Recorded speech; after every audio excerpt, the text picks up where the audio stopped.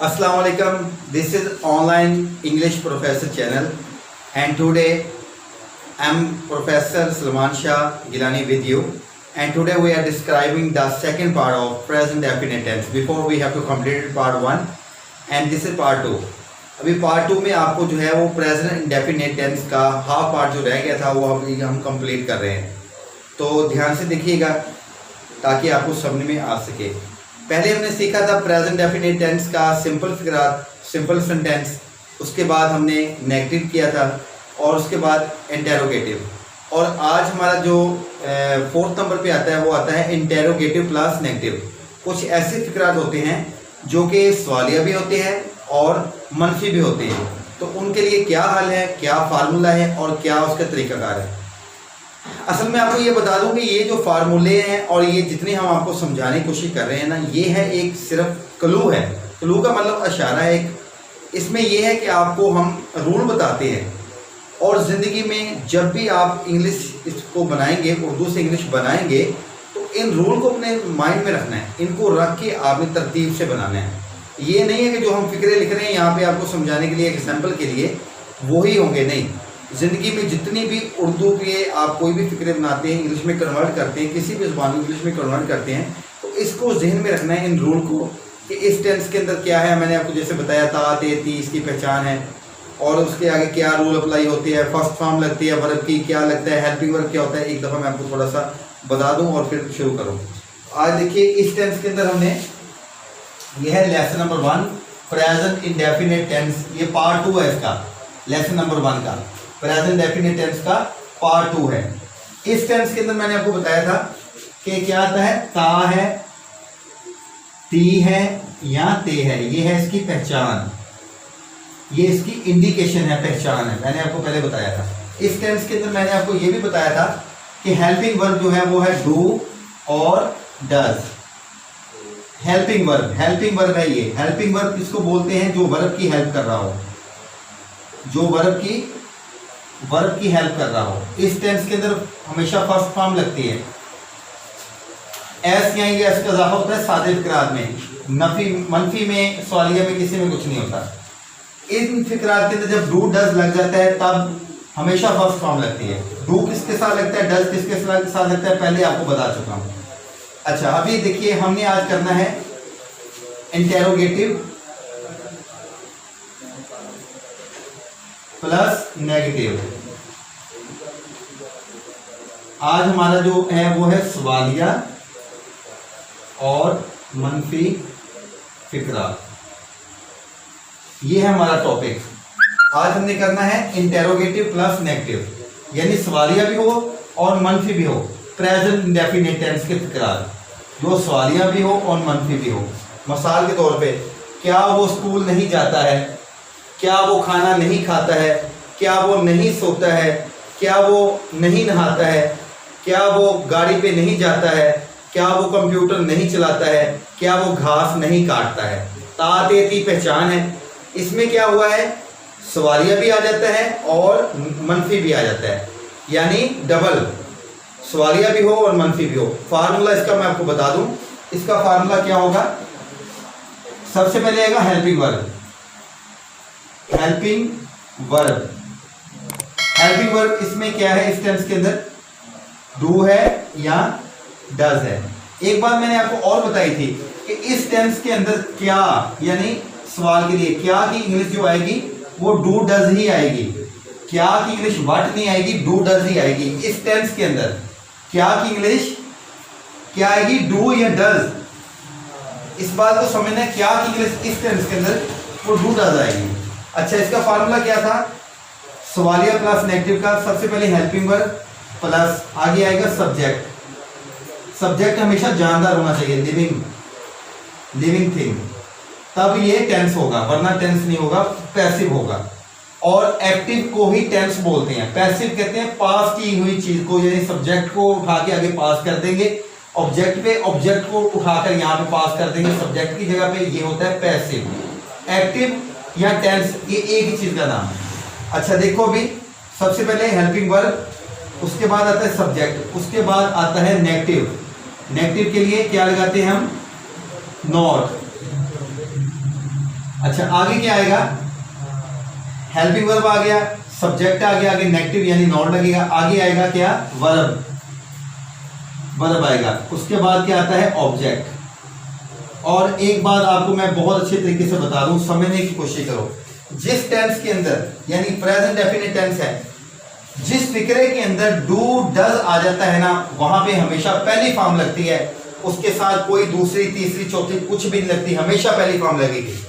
फिक्रे की पहचान भी करनी हो तो आपको मालूम पड़ जाएगा डू डज हमेशा प्रेजेंट डेफिनेट टेंस में आता है। डू डज किसी भी फिक्रे के अंदर आ जाए, वो हमेशा उसमें क्या लगेगा, पहली फॉर्म ही लगेगी, वर्ब की पहली फॉर्म ही लगेगी, जो मर्जी हो जाए, फर्स्ट फॉर्म है। अच्छा अभी हमें फिक्र को देखो, ये है formula, helping verb plus subject plus negative plus verb यानी फर्स्ट फॉर्म, हमेशा फर्स्ट फॉर्म और ऑब्जेक्ट। इस बात की समझ आ गई आपको। लिविंग थिंग सब्जेक्ट होगा यानी जिंदा चीज, इंसान हो या इंसान की जगह पे प्रोनाउन लग जाता है। प्रोनाउन है he she I we they you, इसके नाम आप कोई प्रोनाउन नहीं है। प्रोनाउन कहते हैं नाम की जगह पे जो लफ्ज लग जाए इसी को मुखातब करने के लिए। तो यहाँ पे सब्जेक्ट अगर जानदार होगा तो ये है टेंस, वरना ये पैसिव है। पैसिव यानी इसको उठा के आगे ऑब्जेक्ट में पास किया जाता है और ऑब्जेक्ट का बेजान उठा के, बेजान चीज को उठा के यहाँ पे सब्जेक्ट पे लाया जाता है। इसको एक्टिव से पैसिव बोलते हैं और एक्टिव ही टेंस को बोला जाता है। मैंने कितनी दफा आपको बताया कि टेंस को ही एक्टिव बोलते हैं, एक्टिव टेंस को ही कहते हैं, टेंस को ही एक्टिव कहते हैं। इसको उठा के जब सब्जेक्ट को आगे ऑब्जेक्ट पे ले जाएंगे, ऑब्जेक्ट को उठा के सब्जेक्ट पे ले आएंगे, ये नॉन लिविंग थिंग यानी ना जिंदा चीज इधर आ जाएगी, जैसे किताब है, नज़म है, कोई चीज भी आ जाए तो फिर ये पास हो जाता है। पास करने को ही पैसिव कहते हैं, सब्जेक्ट को पास करने को ही पैसिव कहते हैं। यानी लिविंग थिंग को जब आगे पास करेंगे, नॉन लिविंग थिंग को इधर पीछे पास करेंगे, इसको ही बोलते हैं। अच्छा ये है फार्मूला। अभी एक हम इसका करके देखते हैं, एक फिक्र करके देखते हैं ताकि आपको समझ में कुछ आ जाए।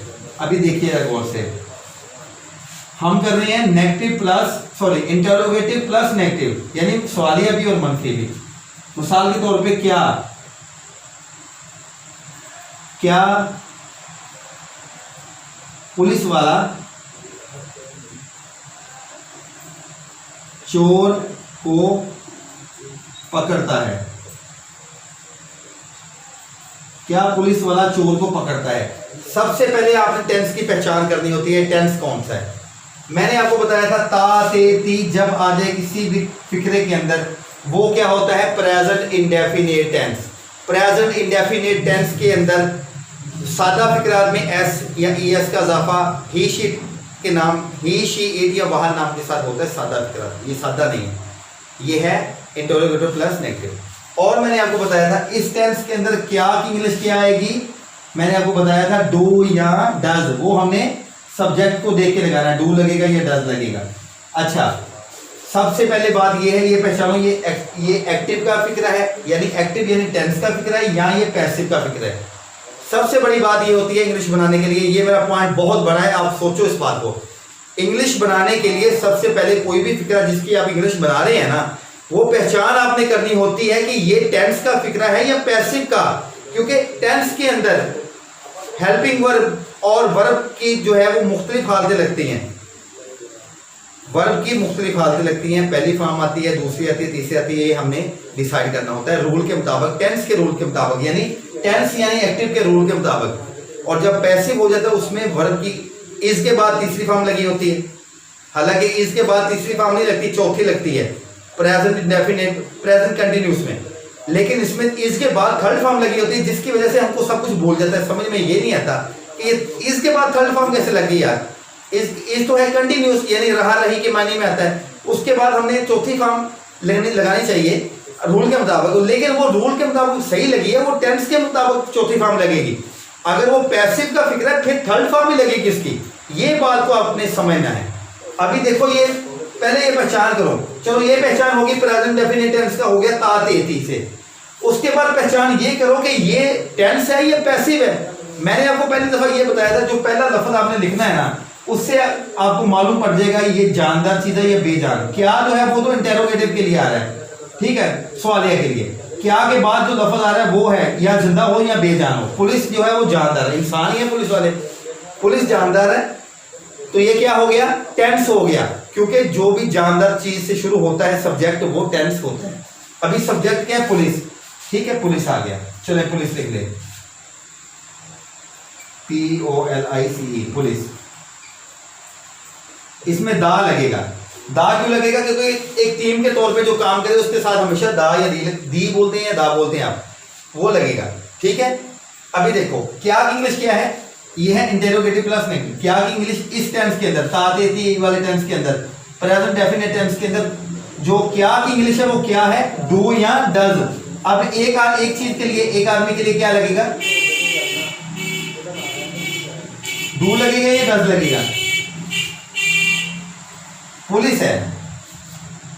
देखो ये पुलिस एक नहीं है आदमी, इसमें एक टीम के तौर पे काम कर रही है, ठीक है। जो टीम के तौर पे काम करे चीज वो हमेशा जमा के मायने में आती है। अभी पुलिस का हम नाम लेंगे, ये पुलिस आई है, उसमें कितने आदमी, एक से ज्यादा ही आदमी आएगा ना, पुलिस वाला नहीं है, ये पुलिस है। देखो यहाँ पे अभी हम लिखा है क्या, पुलिस वाला। अगर यहाँ पे वाला हम खत्म कर देते हैं तो फिर क्या आएगा, फिर जमा के मायने में आएगा। यहाँ पे पुलिस वाला आ गया, एक आदमी आ गया, तो फिर क्या लगेगा, एक आदमी के लिए क्या लगता है, डज। तो शुरू में क्या लगेगा, डज। अगर यहाँ पे पुलिस आती है अकेली तो फिर डू लगना था, क्योंकि पुलिस में एक आदमी की बात नहीं की गई, वो जमा टीम के तौर पे काम करती है। जैसे क्रिकेट टीम है, हमारी क्रिकेट टीम में 12 आदमी होते हैं या 13 होते हैं, जितने भी होते हैं, तो पूरी टीम के तौर पे जब आएगा, जब हम शुएब अख्तर का नाम लेंगे कि क्रिकेटर शुएब अख्तर, वो एक आदमी तस्वर किया जाएगा, इसलिए उसके साथ क्या लगेगा, डज। अगर पूरी क्रिकेट टीम का नाम ले रहे हैं, क्रिकेट टीम, तो उसके लिए डू। यहाँ पे पुलिस वाला है इसलिए डज लग गया, अगर अकेला पुलिस होता फिर डू लगना था। अच्छा, डज द पुलिस, क्या इंग्लिश भी आ गई। डज जो है वो, सॉरी, पुलिस जो है वो क्या है, सब्जेक्ट, यानी इंटेरोगेटिव का हमारा जो इंटेरोगेटिव है इसमें सवाले के लिए डज लगता है। उसके बाद क्या लगेगा, हमारा फार्मूले के मुताबिक हेल्पिंग वर्ब आ गया हमारा डज, और सब्जेक्ट क्या आ गया, पुलिस। अच्छा आगे देखो, उसके बाद फार्मूले के मुताबिक क्या आता है आगे, प्लस नेगेटिव। नहीं की इंग्लिश कहाँ आएगी, क्या, पुलिस वाला चोर को पकड़ता है, इसमें नहीं हम लगाएंगे तो क्या, पुलिस वाला चोर को नहीं पकड़ता है। नहीं की इंग्लिश क्या आएगी, नॉट। फार्मूले के मुताबिक helping verb plus subject, police वाला सब्जेक्ट है, यहाँ पे नेगेटिव है, यहाँ पे नॉट आ गया, ठीक। अच्छा आगे क्या है, वर्ब। पकड़ना की इंग्लिश क्या है, मैंने आपको बताया था, ये पकड़ना, करना, जाना, खाना, पीना, ये सब कुछ है वर्ब है। ये वर्ब जो है वोकैबुलरी है आपकी। वर्ब को अगर आप याद करोगे, इसको जितना याद करोगे आपकी वोकैबुलरी इतनी ही इंप्रूव होती जाएगी।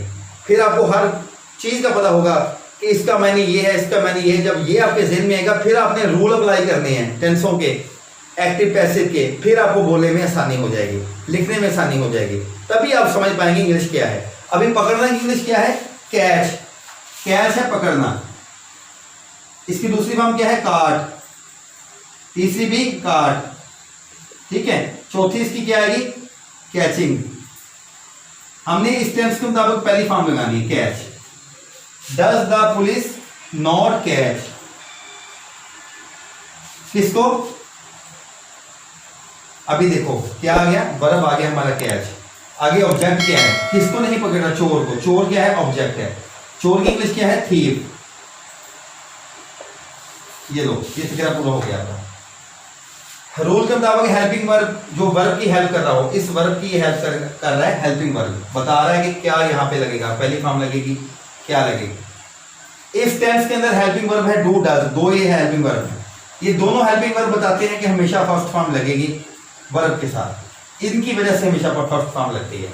ये बात ध्यान में रखो कि डू डज की वजह से हमेशा फर्स्ट फॉर्म लगती है। अच्छा, हेल्पिंग वर्ब आ गया डज। ये क्या चीज है, मैं आपको पूछूं ये क्या है, पुलिस क्या है, सब्जेक्ट है, क्या है, ऑब्जेक्ट है, हेल्पिंग वर्ब है, वर्ब है। पुलिस जो है वो क्या है, पुलिसमैन क्या है, ये है सब्जेक्ट जिससे बात शुरू हुई है। डज द पुलिसमैन, नॉट क्या है, नेगेटिव के लिए। कैच क्या है, वर्ब।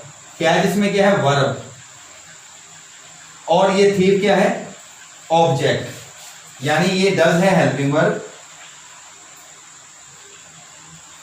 पुलिस सब्जेक्ट, और आगे नॉट फार्मूले के मुताबिक कैच वर्ब है और थीफ ऑब्जेक्ट है। यहां तक आपकी बात समझ में आनी चाहिए। आगे देखिए, अभी आगे देखिए, एक और हम फिक्र करते हैं इसका।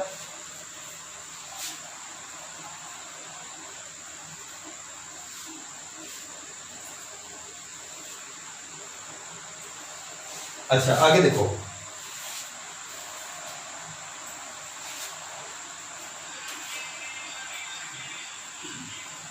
क्या आयशा कपड़े नहीं धोती है? क्या आयशा कपड़े नहीं धोती है? सबसे पहले टेंस की पहचान करो, कौन सा टेंस है। रूल के मुताबिक ताती है, जहां पे आ जाए वो है प्रेजेंट डेफिनेट टेंस, ठीक है। उसके बाद देखो, ये फिक्रा सादा है, नेगेटिव है, सवालिया है, या फिर सवालिया नेगेटिव है। अगर तो ये क्या ना होता, फिर आयशा कपड़े नहीं धोती है नेगेटिव होता। क्या आयशा कपड़े नहीं धोती है, इसमें क्या भी आ गया, इसमें नहीं भी आ गया। ये है इंटेरोगेटिव प्लस नेगेटिव। अच्छा, अभी ये बताओ, ये टेंस है या पैसिव है? यानी एक्टिव को टेंस बोलते हैं, एक्टिव को ही टेंस बोलते हैं। ये एक्टिव टेंस का फिक्रा है या पैसिव का है? पहचान बताई थी आपको कि जानदार अगर कोई चीज शुरू में लिविंग थिंग होगी तो वो क्या होगा, वो क्या होगा, टेंस होगा। ये टेंस है, टेंस की पहचान होगी हमको। और हमको ये भी पता चल गया कि ये कौन सा टेंस है, तातेती से। इसकी अभी इंग्लिश बनाने के लिए फार्मूला क्या है? सबसे पहले interrogative helping verb. Helping verb क्या आएगा इसमें? क्या की इंग्लिश क्या है?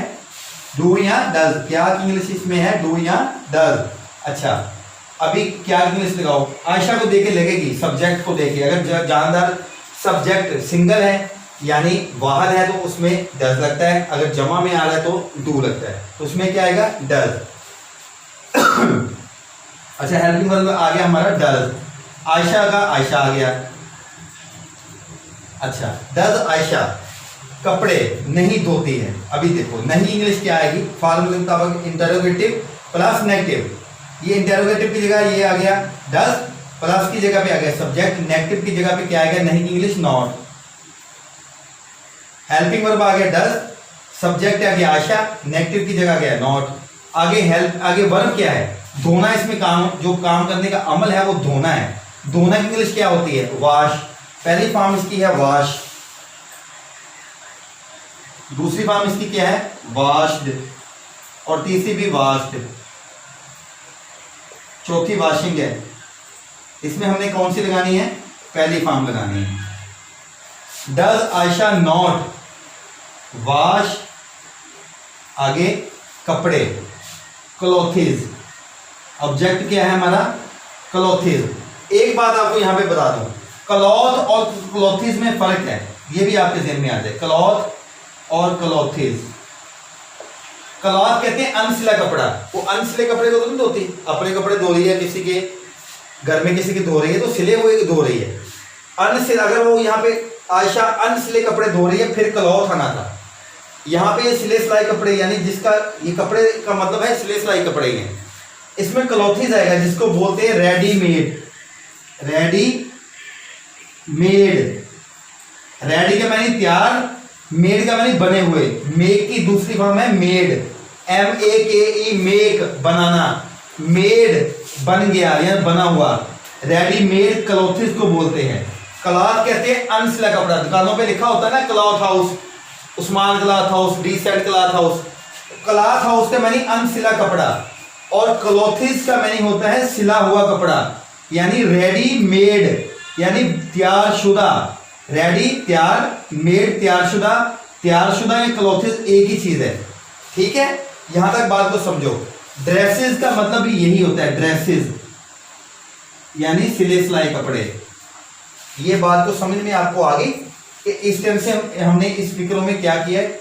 डज हेल्पिंग वर्ब है, क्या की इंग्लिश भी डज ही है, क्या की इंग्लिश भी डज ही है। और आगे है सब्जेक्ट आयशा, नॉट है नहीं के लिए, नॉट क्या है? नेगेटिव। और इसमें वर्ब क्या है? वॉश। और क्लॉथिज क्या है? ऑब्जेक्ट। यहां तक आपको बात समझ में आ गई। ये जिंदगी में बात याद रखो, ये मैंने आपको फार्मूला बताया, एक दफा आपको मैंने करके बताया। जिंदगी में कोई भी उर्दू इस तरह की आती है जिसकी आपने इंग्लिश में कन्वर्ट करना है ना, इन रूल को अपने जेहन में रखना है। असल में ये मैं आपको रूल ही समझा सकता हूँ, फिक्रें तो करोड़ों हैं दुनिया में, अभी करोड़ों फिक्रें तो आपके सामने मैं लिख नहीं पाऊंगा। इसको रूल को अपने ज़हन में रखो और आपको इंग्लिश बनाने में हर चीज की समझ आ जाएगी, ऑब्जेक्ट की भी आ जाएगी, सब्जेक्ट की भी आ जाएगी। लेकिन जो वर्ब होगा ना, वर्ब यानी काम करने का अमल जो है वो है वोकैबुलरी, वो आपकी खुद की मेहनत है। उसको मेहनत जितनी करते जाओगे, जितने लफ्ज अपने जेहन में समाते जाओगे इंग्लिश के, इसका मतलब ये है, सोना का मतलब ये है, धोना का मतलब ये है, रोना का मतलब ये है, रोना को इंग्लिश में ये कहते हैं, धोना को इंग्लिश में ये कहते हैं, गाना को इंग्लिश में सिंग कहते हैं, और जैसे सोना को इंग्लिश में क्या कहते हैं। इसी तरह से आपको वर्ब की फॉर्म याद ना हो। मारना को क्या कहते हैं, बीट कहते हैं जैसे, ठीक है, देखना को सी कहते हैं। अभी ये जो अमल है या जिस चीज का अमल, इस चीज का जो अमल है, हम काम करने का अमल, इसका मैंने हम याद कर लेंगे तो हमारी समझ लो 50% फिक्रा तो बन गया उस हेल्पिंग वर्ब से। बकाया आपने सिंपल ये रूल ही अप्लाई करनी है। 12 टेंसों के रूल है, रूल अपने जेहन में रट्टा लगा लो, समझ लो, रूल तो रूल ही रहेंगे। सिर्फ आपको मुश्किल होगी अमल में, जो वर्ब होगा काम करने का अमल, वो मुश्किल इसलिए होगी अगर आपको उसका मीनिंग पता हो कि इस लफ्ज को इंग्लिश में ये कहते हैं। तो अगर तो आपको पता है फिर तो सीधा सीधा लगा लो, अगर नहीं पता तो उसका मतलब आप ज़्यादा से ज़्यादा सीखना कोशिश करो। वर्ब की फॉर्म याद करो, वर्ब की फॉर्म याद कर लोगे, वोकैबुलरी बहुत हद तक आपकी सही हो जाएगी, 90% तक आपकी, बल्कि 100% तक सही हो जाएगी। वर्ब जितना याद करोगे, जितने मैंने अपने जेहन में समाओगे, वोकैबुलरी आपकी बेहतर होती जाएगी। आप कोई भी फिक्रा बना सकते हैं। 12 टेंसों के 12 रूल है याद, जब आपकी वोकैबुलरी सही हो जाएगी, 12 टेंसों के सिर्फ रूल तो वही रहेंगे, सिर्फ आपको अमल जो होगा काम करने का उसको ही देखना है आपने, उसमें आपने वो लगा देना बस। अभी उसकी फर्स्ट फॉर्म आती है, सेकंड आती है, थर्ड आती है, वो तो आपको टेंस के रूल के मुताबिक पता चल जाएगी कि इस टेंस के अंदर पहली फॉर्म आती है, दूसरी आती है, तीसरी आती है। मेन मसला आपका वर्ब को याद करना है, वर्ब की फॉर्म को, इसी से आपकी वोकैबुलरी बेहतर होगी। और जब ये याद कर लेंगे, ये 12 रूलों को आप याद कर लोगे, आप जिंदगी में देखो माहौल क्रिएट करो। अगर आपको स्पीकिंग पावर चाहिए, 3 दोस्त बैठ जाओ, रोजाना आप ये याद करो, इसको करके आप बोलो, एक दूसरे के साथ बोलो। गलत बोल लोगे, 2 दिन गलत बोल लोगे, 3 दिन गलत बोल लोगे, कभी तो सही बोलोगे। 50-50 फिक्रे बनाओ, एक दूसरे को याद करो, रूल के मुताबिक याद करो, बोलने की कोशिश करो। बोलोगे जब, आपको आस्ता आस्ता एक ऐसा वक्त आ जाएगा कि आप डायरेक्टली बोल सकोगे, आपको सोचने की जरूरत नहीं पड़ेगी, क्योंकि आपका माइंड इतना शार्प हो चुका होगा, इतना इंस्पायर हो चुका होगा आपका, तो आप खुद ब खुद बोल सकोगे बगैर किसी रुकावट के, आपको हर चीज़ की समझ आती रहेगी। ये बात अपने जहन में रखो। इसी तरीके से ही हम इंग्लिश को बेहतर कर सकते हैं। और ये एक चीज़ का नहीं है, पढ़ा लिखा कोई भी आदमी हो, आपको इंग्लिश ना आए, आपने MA किया हो, आपको इंग्लिश का कोई फिक्रा पूछ रहे आपको नहीं आए, इंटरव्यू में चले जाते हैं आप, वहाँ पे आपको कुछ ना आए, तो क्या जवाब दोगे वहाँ पे? घर वाले क्या सोचेंगे, यार इसने तो MA किया हुआ है, यानी 16 जमातें पढ़ी हुई हैं, तो इंग्लिश का एक फिक्रा भी नहीं आता। मेरा भाई कोई भी सब्जेक्ट में आप मास्टर डिग्री हो या कुछ भी हो, यहाँ तक कि मैंने देखा कि प्रोफेसर हैं, ऐसे प्रोफेसर जो कि MCS, MSc physics chemistry English में लेक्चर देते हैं 2-2 घंटे के लिए, लेकिन ऐसे फिक्रा जो रूल के मुताबिक असल ओरिजिनल फिक्रा हैं, वो बोलने में कभी नहीं बोल सकेंगे, नहीं बोल सकेंगे। कुछ बोल लेंगे जिनको रूल पता है, जिनको हर चीज़ का पता है। आपको अगर ये पता चल जाए, आप चाहे 6ठी जमात के हो, चाहे आप मैट्रिक के हो, चाहे MA के स्टूडेंट हो, ये रूल वही रहेंगे। रूल को याद कर लो, उसके साथ वोकैबुलरी अपनी बेहतर करो, वर्ब को याद करके आप बेहतर हो जाओगे। आप किसी से भी टक्कर ले सकते हो, आपकी मेहनत पे डिपेंड करता है। ठीक है, अभी इसका नेक्स्ट टॉपिक हम पढ़ रहे हैं, इसके बाद वो आपको बताता हूँ, पहले इसको थोड़ा गौर करना।